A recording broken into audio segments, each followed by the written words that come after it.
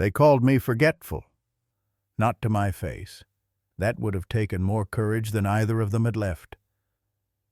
No, they said it casually, like you'd mention the weather, over a quiet dinner with the TV humming in the background. Lindsay passed the potatoes, then passed the judgment. "You know," she said, swirling her wine glass, "maybe we should start handling the deed now, before things get worse." Worse? Ethan didn't even look at me.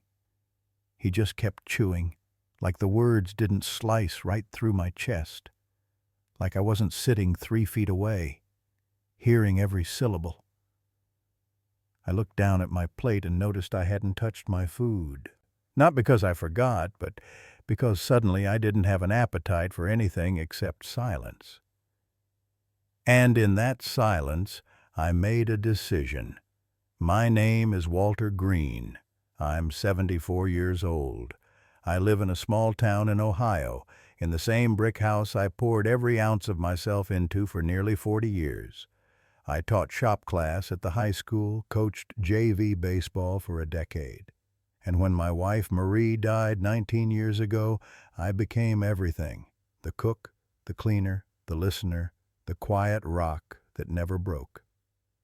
I've never been afraid of age. I've outlived friends, buried family, and accepted the slow unraveling of life. But this was different. This wasn't age. This was erasure. They don't see me anymore. Not really. To them, I'm a chair that creaks too much, a driver who goes too slow, a man with good days and bad days, depending on whether I remember to close the fridge or pay the electric bill before they remind me. But here's the thing: no one teaches you. When people decide you're fading, they stop looking for the light in you, even when it's burning. After dinner, Ethan said he'd look into a lawyer. I nodded, smiled even, told him I'd dig out the papers. I watched him exhale like I'd given him a gift. He thought I was giving up. That was his first mistake. Later that night, I went into the study, the one they said I shouldn't be in alone. I opened the drawer, pulled out the deed, and stared at the place my signature would go. Then I laughed, quietly, like someone remembering a private joke at a funeral. Let them think I'm losing it. Let them believe I forgot. Because what they don't know is, I remember everything, even the things they wish I'd forget. And this time, I won't. I built this house with my hands. Not from the ground up, no. I'm no carpenter. But every nail that came loose, every pipe that groaned in the winter, every crack that dared show its face, I fixed it myself. Marie used to say the house breathed better when I was around. I believed her. There's a chip in the hallway paint, right above the thermostat. Ethan threw a rubber ball too hard when he was 6. I kept it there all these years, not because I was lazy, but because I liked remembering that day. He was giggling, barefoot, his hair wild with sweat and joy. Marie had just made lemonade, and the whole house smelled like sugar and citrus. I'd give a decade of my life just to stand in that moment again. But now that house, that breathing, pulsing archive of my entire life, is being treated like a problem to solve, a transaction. Last week, Lindsay accidentally made an appointment for me at the memory clinic. Said it was a free screening. No harm in getting ahead of things, she chirped, as if aging was a disease and I'd already caught it. Ethan didn't say much. He never does when things get uncomfortable. He just lowers his eyes and nods along, like a boy hiding behind his wife's skirt. Later, I found a pamphlet on the kitchen table. Willow Grove Assisted Living, Comfort Meets Care. The front cover had a smiling old man feeding ducks, the kind of staged joy you'd find in toothpaste commercials. Inside, there was a sticky note. "Just to consider," it read. No name, no signature. But I knew. And still, I didn't confront them. I just made coffee. I let them believe they were winning something, because sometimes silence is the sharpest blade you can carry. That night, I went into the garage. The air was cool, thick with sawdust and motor oil, my cologne of choice for over half a century. In the corner sat the old red toolbox, rusted hinges, paint splattered. Inside was the Phillips head I used to build Ethan's crib. I held it for a long time. That was the last thing I built for him that he didn't try to dismantle. I looked around the garage and realized something. They've already decided what to do with me. They've moved on. But I'm still here, and I still know how to build things, especially walls. They started talking in code. Not real code, just that careful kind of language people use when they think you're too slow to catch on. Lindsay called it proactive estate planning. Ethan said he was just trying to help manage things, Dad. But help has fingerprints, and theirs were all over everything I once touched alone. A week ago, Ethan asked for my online banking password, said it was getting too complicated to keep up with utilities and taxes. I laughed and handed him the gas bill instead. "You want to help, son? Fold that one in half and slide it into your wallet." He didn't smile. The next day, Lindsay dropped the big one. She sat me down, her tone syrupy sweet like she was talking to a toddler with jelly on his face, and said the word slowly like I'd never heard it before. Conservatorship. Said it was a protection just in case. I sipped my tea and asked if I could have a moment to think. Then I went into the study and opened the drawer. That's when the notebook came out. Leather-bound, black, with stiff pages. I started writing everything. Every word they said, every little accident, every brochure or form or comment about my slipping. I wrote the dates, the time, even the expressions on their faces. They thought I was forgetting, but I was remembering more than ever. I made an appointment with Dr. Gibbons, the same man who diagnosed Marie when the pain first started. He's in his late 60s now, and his hair's gone, but his memory's sharp as ever. He ran the tests. Cognitive recall, short-term memory, language fluency, spatial orientation. When he was done, he looked me in the eye and said, "Walter, you're better off than most men my age. You're not forgetting. You're being erased." He typed up a full cognitive evaluation, signed and dated. I tucked it under my arm and walked out feeling 10 feet tall. That evening, I stopped by the copy shop. The young guy behind the counter had tattoos and called me Sir, like I was a soldier.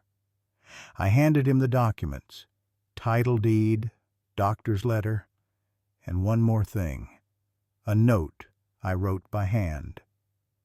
To whom it may concern, I am of sound mind, and I have not signed away my rights. Any document stating otherwise is a lie. I made 6 copies, neatly labeled, locked in a drawer only I have the key to. They want to write me out of the script, but I still hold the pen. I remember the day I paid the last mortgage payment. Marie had baked banana bread. Ethan was still in college, and I poured a cheap glass of whiskey into 2 chipped mugs. We toasted under this very roof. It was raining. I remember the sound of it on the gutters. It sounded like applause.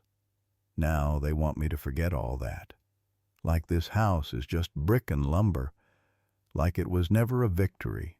They won't say it directly. They're too polished for that. Instead, they walk on eggshells, smile too wide, and use phrases like next steps and graceful transition. So I went to see someone who knows how to cut through pretense. Calvin Price used to be the sharpest real estate attorney in our county. Retired now, but he still keeps an office above the old hardware store, cluttered, dusty, and full of truth. He looked over my papers, scanned every line like a man checking a fuse box for fire. "Well, Walter," he said, pushing his glasses up, "they got a lot of nerve. But this deed, it's solid. You're the sole owner. No liens, no power of attorney, no authorization of sale. This house is yours. Period." He gave me a grin that felt like armor. We sat down and talked through options. He helped me draft 3 things: a letter of ownership assertion, a conservatorship refusal document, and a sale block clause tied to the property ID. All signed, all dated, all witnessed. Calvin leaned back in his chair and said, "They think you're fading. They don't see the lighthouse standing tall in fog." I left feeling like a man again, but the battle wasn't over. It had just begun. When I got home that afternoon, Lindsay was in the living room with a stranger. A woman in a peach blazer with a clipboard and a practiced smile. "This is Karen," Lindsay said. "She's a care consultant, just here to get to know you." I extended my hand. "Of course," I said. "Always good to meet new people who think I need to be managed." Karen blinked, caught off guard. Lindsay didn't laugh. We sat for 20 minutes. I answered her questions. Clear, calm. Not a stutter. She made notes. I watched her pen like it was a dagger. That night I stood at the kitchen counter while Ethan helped his son with homework. Lindsay folded laundry. They laughed together. I used to be the center of this house. Now I'm just part of the wallpaper. So I walked to the study, opened a small box. Pulled out an old nanny cam Marie once bought to watch over the dog when we traveled. I hid it on the bookshelf between the old encyclopedias, looked at the empty room. "You want proof?" I whispered. "I'll give you proof." Sometimes betrayal doesn't scream. It sighs. It rolls its eyes when you ask a question. It whispers behind a closed door, thinking the walls are deaf. But this house was never deaf, and neither am I. The camera picked up everything. It was 3 days after Lindsay's care consultant visit. I'd gone out early, just to walk around the block, a habit I never gave up. When I came back through the side gate, I paused before stepping inside. Something told me to wait. Later that night, I watched the footage. Lindsay was in the study, going through my mail. Ethan leaned on the doorway, arms crossed. "He's slipping, Ethan," she said. "We're lucky he still remembers how to make toast." He didn't laugh, just let out a long, exhausted breath. "I just want this done. He doesn't need to be here anymore." I didn't cry. I didn't even blink. I just sat there with my jaw clenched and let the room spin. It wasn't the words. It was how easily they said them, as if I'd already disappeared. That night, I created a cloud folder, password protected, and uploaded the video. I labeled it, "In case they push too far." The next day, Ethan cornered me after breakfast. "There's a notary appointment tomorrow," he said, trying to sound casual. "We can go together. Just need your signature on the deed. It's the same form we talked about." I looked up from my coffee. "Tomorrow?" "Sure. What time?" He smiled like he'd just won a bet. But I already had my ace. I arrived at the notary's office 30 minutes early. Ms. Delaney, the same woman who notarized Marie's will years ago, looked up with surprise. "Mr. Green, you're early." I handed her my folder. Inside, the doctor's report, the ownership documents, the conservatorship refusal. All organized, signed, ready. "I need this notarized before my son shows up," I said. She raised an eyebrow. "Does he know?" I shook my head. "Not yet, but he will." She stamped each page with firm, deliberate pressure. The sound echoed in that quiet room like thunder. When Ethan walked in 15 minutes later, I greeted him with a smile and a second chair already pulled out. "Don't worry," I said. "I've already taken care of everything." He sat down slowly, confused, suspicious. But by then, it was too late. The pen was in my hand, and the only thing I was signing was control back to myself. The first thing to disappear was the laughter. No more evening chuckles from the TV room, no more clinking forks and casual talk during dinner. The house was still full, but hollow, like a drum that had forgotten its rhythm. After the notary visit, Ethan didn't say a word on the drive home. He held the steering wheel like it owed him something, his jaw tight, his silence louder than any argument we'd ever had. That night he knocked on my door. "Why'd you do that?" he asked, voice low. I didn't pretend not to know. "I protected myself," I said. "That's all." He looked down at the carpet. "You think we're trying to rob you?"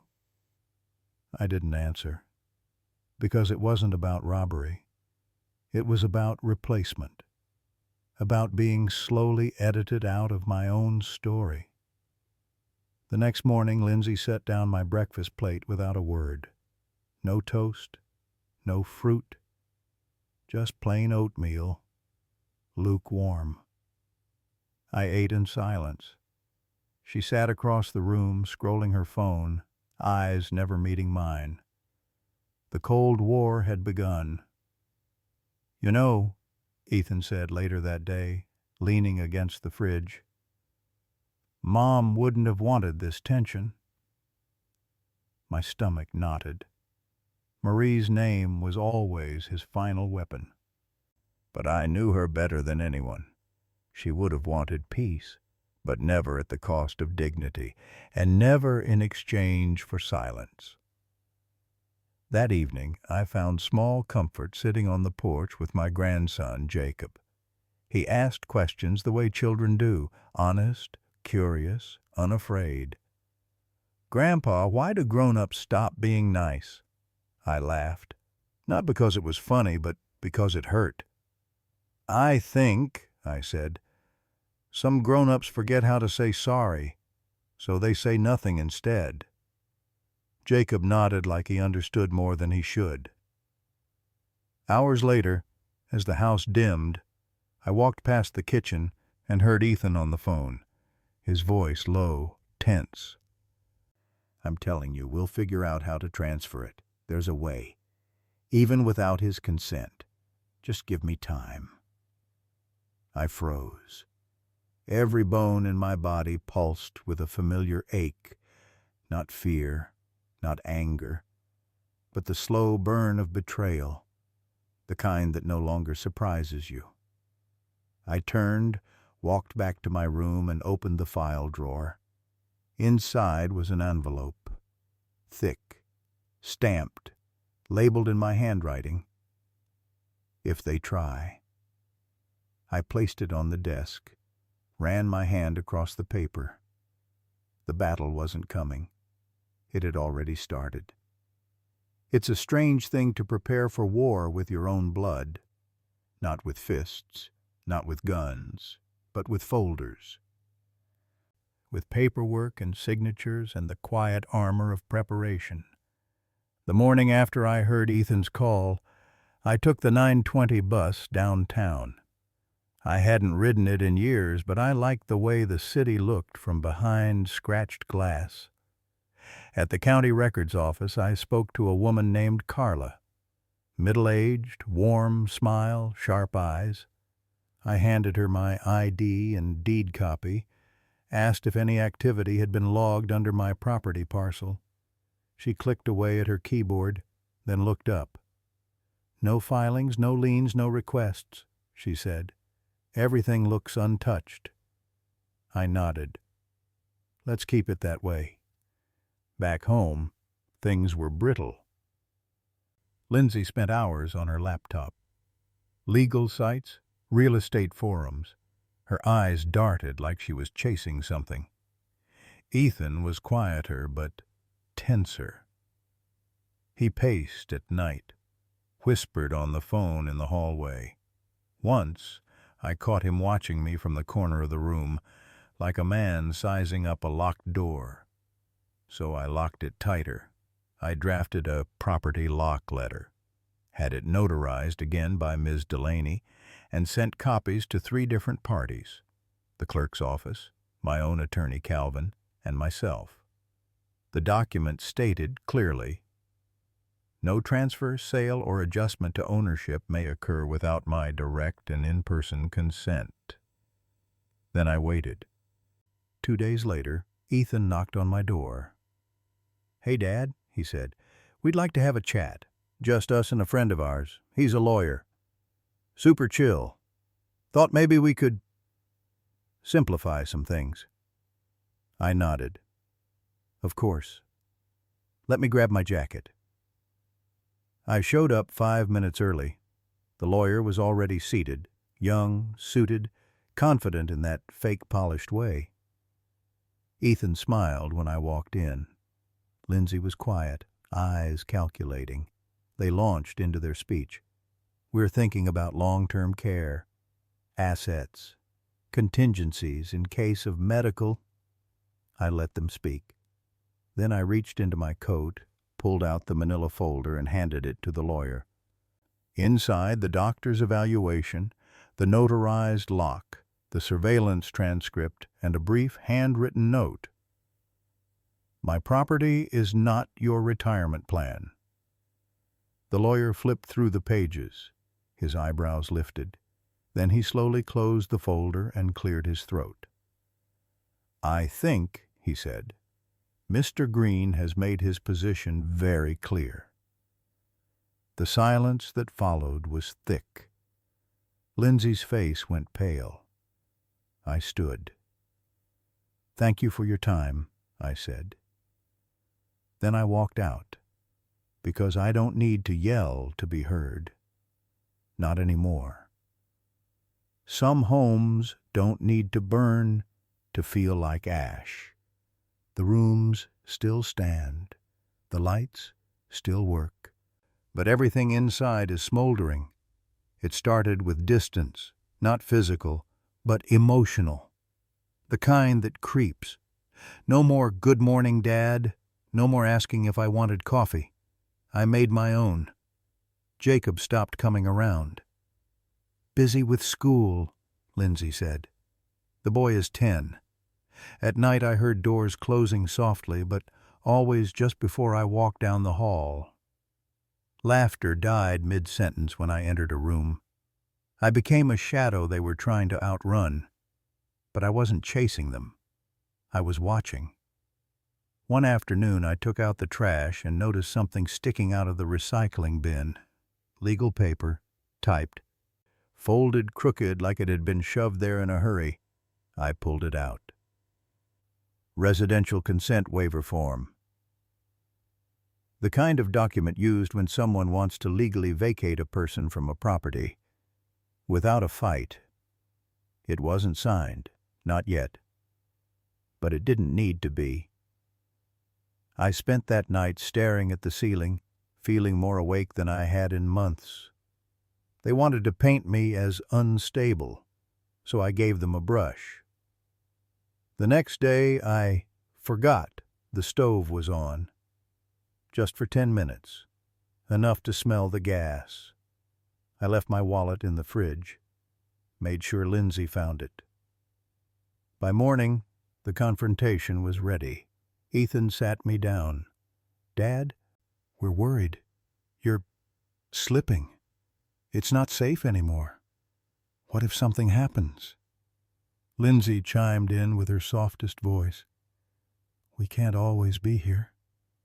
What if Jacob's in the house and you forget something worse?" I leaned back, sighed.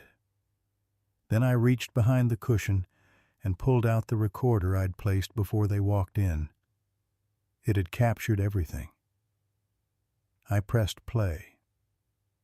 Their voices, calculated, calm, manipulative, filled the air. Ethan's face changed color. "You recorded us?" he stammered. I didn't blink. "You're building a case.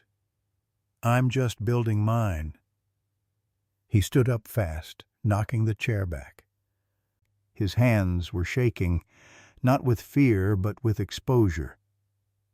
"You're unbelievable," he said through clenched teeth. He stormed off, slammed the study door behind him. The house trembled. I looked at Lindsay, who stared at me like I had become something she couldn't control. Maybe I had. Because the old man they thought they could manage is the one they should have remembered never forgot a thing. "You're the one forgetting now," I said under my breath, and I meant it. Some silences are just pauses, but this one was a verdict. After that recording, they stopped pretending. No more cheerful small talk. No more passive-aggressive kindness. Just function. Lindsay passed by me in the hallway like I was furniture. Ethan only spoke in logistics. "You need anything from the store?" he'd ask without looking at me. "No," I'd say. But what I meant was, I needed my son back. One afternoon, a certified envelope arrived, no return address. I signed for it, brought it inside, and opened it slowly, expecting the next blow. Inside was a blank sheet of paper. Just blank. Whether it was a mistake or a test, I didn't react. I folded it back neatly and placed it in the drawer with the others. Let them wonder if I was confused or just quiet. That evening I drove out to see Marie. Her headstone sits beneath an old maple, the same tree we'd sit under during picnics when Ethan was little. I knelt beside the stone. My knees complained. "I miss you," I whispered. "They're trying to take it, Marie. The house, the life, everything we gave up sleep for." I smiled at the stone even as my throat tightened. "But I'm not done fighting. I swear to you, I will not let them rewrite this." The wind blew soft through the leaves. I stayed a while longer, just breathing with her. Back home, the air felt heavier than ever. Even Jacob barely looked me in the eye now, probably coached, probably confused. That night I found a business card left on the counter. Daniel Griggs, Estate Law. I turned it over. On the back, Ethan had written, "Tuesday at 10, just talk." I placed the card on the mantel, didn't say a word. Instead, I pulled out a sheet of thick paper, the kind Marie used for letters, and wrote Jacob's name at the top. Then I began.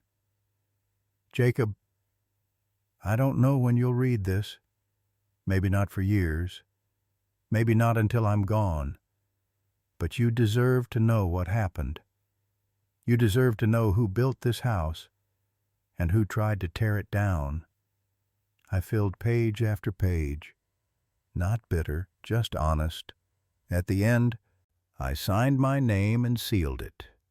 Then I opened the old photo album, the one Jacob used to flip through when he was 4, sitting cross-legged on the rug asking about every black and white picture.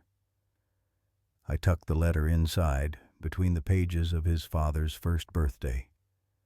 The truth would wait, but it would not disappear.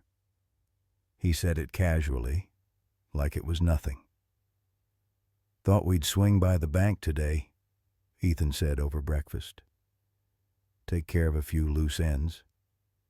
I stirred my coffee. "Sure," I said. "Let me get my jacket." He smiled, but it didn't reach his eyes. The car ride was quiet. Too quiet. He drove slower than usual. Checked the mirror too often. Halfway down Lincoln Avenue, he cleared his throat. "You know, this isn't easy for us either," he said. "We're just trying to do the right thing." I looked out the window. The trees were starting to turn, orange, red, gold. He went on. "Bills are piling up. Lindsay's hours got cut. Jacob needs tutoring. I mean, it's not like we're asking for much, just getting the papers in motion. For everyone's peace of mind." I turned to him. "Do you remember the summer your bike got stolen?" He blinked. "What?" "You were 10. We saved up for months to buy that thing. And when it disappeared, you cried so hard, I couldn't breathe." He said nothing. "I didn't sleep for 3 nights. Found the kid who took it. Paid his father double just to get it back without a fight. You never knew. Just woke up one morning, and it was there again. In the garage. Like magic." He gripped the steering wheel tighter. "You think I don't understand struggle?" I said. "Son, I invented sacrifice." We pulled into a parking lot. But it wasn't the bank, it was a law office. Ethan put the car in park and looked at me with nervous urgency. "They're just going to help us clean things up. Nothing binding. Just clarity." I stared at the building. White brick. Polished windows. Then I looked back at him. "You brought the wrong man," I said calmly. "The man who raised you would have walked in there. But the man you're trying to put in that chair, he doesn't exist." Ethan's jaw tightened. He opened his mouth, then closed it again. I opened the door, stepped out. Not toward the office. Just away. I didn't run. I didn't look back. I just walked, slowly, letting the sound of my steps say everything I couldn't. Behind me in that parked car, my son sat alone, hands trembling, plan unraveling. And for the first time, in a long time, I felt free. It took 2 days for anyone to speak to me. Ethan stayed in his room. Lindsay moved around the house like a ghost in heels. The clink of silverware was the only music at dinner. Then the letter came. It was on the kitchen table, folded once, no envelope. Just my name in her handwriting. Neat, practiced, unsure. I took it back to my room. "Walter," it began. I don't know when it all got so cold. Maybe I let it. Maybe I let fear make me cruel. I never hated you. I just got swept up. She didn't mention the legal forms, the manipulation, the meetings, but she wrote something else. "Jacob asks about you. He misses the way you make toast with cinnamon. He doesn't understand why things feel different, honestly. Neither do I." I didn't respond. Not because I was angry, but because sometimes silence is the only way to measure regret. That night, as I sat on the edge of my bed, I heard a knock, soft, rhythmic. I opened the door, and there he was, Jacob, flashlight in hand, pajamas rumpled, eyes big with worry. "I made this," he whispered. He handed me a paper, folded twice. I opened it carefully. A drawing, crayon on printer paper, our house, a tree, a swing, and in the middle of the yard, a smiling man in a red cap. "Is that me?" I asked. He nodded. "It's your happy face." My throat tightened. I hugged him without a word. Just long enough for him to feel safe. Just long enough for me to feel human again. When he tiptoed back to bed, I stayed awake, staring at that picture. That's when I realized I wasn't fighting for walls. I was fighting for what they remembered, for the man they once looked up to, for the stories this house holds in its bricks. I opened the hallway closet, pulled out the fireproof box I hadn't touched in years. Inside, I placed 3 things: the original deed, untouched, unsigned; Marie's wedding ring, still warm from my palm; and Jacob's letter, still sealed, still waiting. Then I locked it shut, not out of fear, but out of love. Because legacy isn't built on control. It's built on the memories that refuse to be erased. Some wars end with gunfire. Others end with a pen. I woke up that morning to find a folded document under my door. No knock, no explanation, just paper. I opened it slowly, already knowing what it was. Power of attorney. My name printed cleanly. Ethan's name listed below as the appointed agent. All that was missing was a signature. There was even a sticky note. "All ready. Just needs your signature. E." They didn't even ask anymore. They assumed. I sat on the edge of my bed for a long time, the paper trembling slightly in my hands. Not because I was afraid, but because I was angry in the oldest, quietest way. Angry like a man who'd been spoken over for too long. I dressed in my Sunday best, pressed shirt, polished shoes. The old wool coat Marie used to say made me look like a gentleman. I walked 2 blocks to Calvin's office. He met me at the door with that look, a mix of concern and admiration. "They made their move," I said. He nodded. We sat down. I pulled out the original deed, along with the new trust papers he'd drafted weeks ago, our final safeguard. Together we transferred ownership into a living trust with specific instructions. Jacob would inherit everything, but not until he turned 25. Until then, the house would remain protected, untouchable.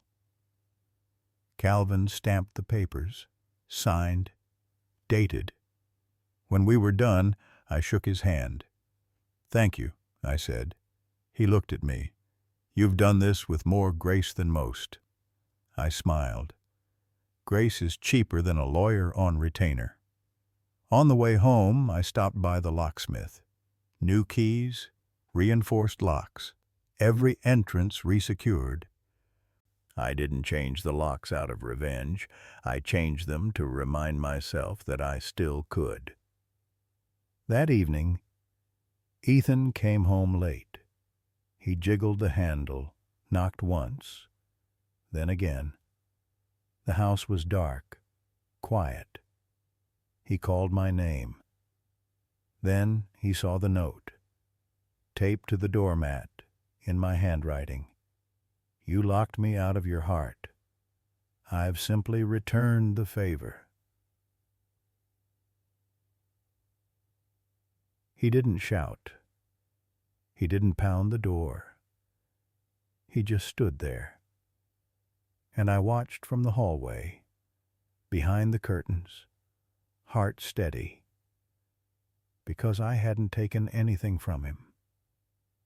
I had simply taken it back. The house had never been quieter. No keys turning in the lock. No heavy steps up the stairs. Just me, the ticking clock, and the creak of the floorboards as I moved from room to room. I thought I'd feel triumphant, but mostly I felt still. Then came the knock. I expected Ethan, maybe with a scowl, maybe with a cop. But when I opened the door, it was Jacob. Backpack slung over one shoulder, cheeks flushed from the cold. I forgot my project, he said, a little breathless. It's due tomorrow. I stepped aside. Come in, kiddo. He walked in like he never left. Like the house had been waiting for him all this time. Maybe it had. I helped him gather his things, but before he left, he sat down at the kitchen table, legs swinging. Grandpa? He asked. Yes? Are you mad at Dad? I paused. Sometimes, I said. But mostly, I'm sad. Why? Because I think he forgot who I was. And maybe who he was, too. Jacob looked down at his hands. Are you going to leave? The question hit me harder than any lawsuit. No, I said. I'm staying right here. This is my home. He nodded. His eyes wandered to the fireproof box on the counter. What's that?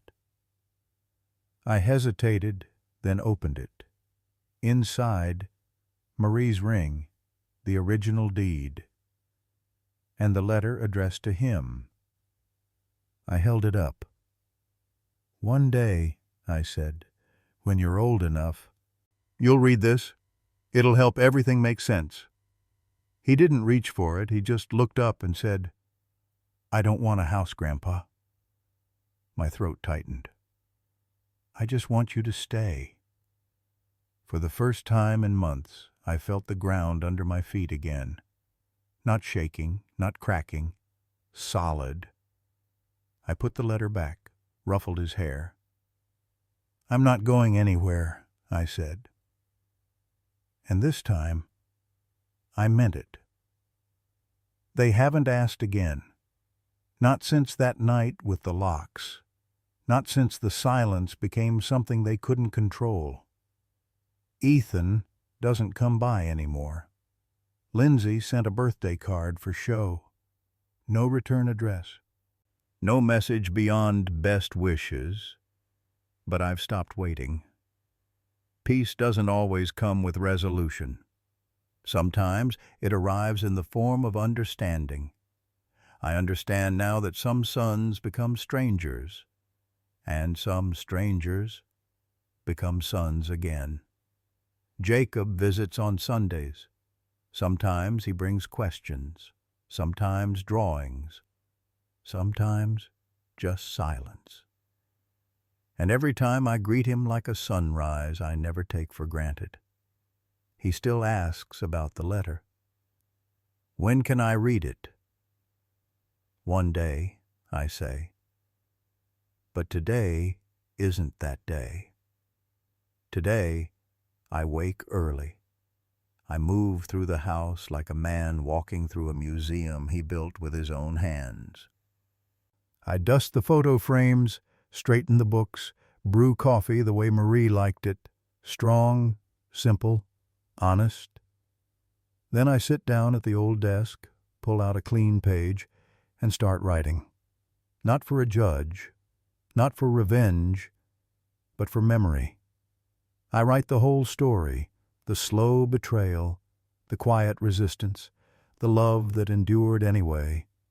When I'm done, I print one copy. I place it gently inside the fireproof box, alongside Marie's ring, the deed, Jacob's letter. And then, one more thing. I walk to the drawer and pull out the original transfer papers, the ones Ethan printed weeks ago, the ones I was never meant to see. I place them on the dining table. Beside them I lay a red pen, and in that space where they wanted my signature, I write one last thing. In bold, trembling letters. You said I was forgetful. I remembered not to sign. Then I walk outside into the soft morning light. The sun touches my face. The air smells like earth and peace. And for the first time in a long time, I know that everything is exactly where it belongs.